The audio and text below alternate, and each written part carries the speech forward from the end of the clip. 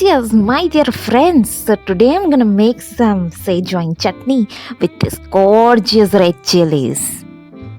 I will take some water, let it boil, then add some salt, and then add the red chilies.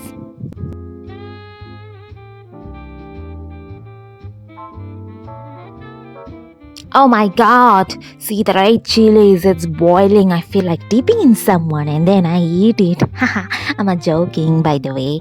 See the red chilies, these look so boiled and yummy. And then I decided to grind these red chilies in the grinder along with some garlic, and then I add some ginger, and then just see the result in 1 second. Oh my god, serious, it's so beautiful. And then I take a karhai in Indian style, considering this is not China, and then I add some sarson ka oil, and then I put this chutney in there. I let it fry for some time, and then I decided to put some vinegar, and then a little bit of soya sauce, and then a pinch of salt and some sugar to taste, and then my Schezwan's chutney is ready. See the result. It's so yummy. Oh my god, you can have it with anything.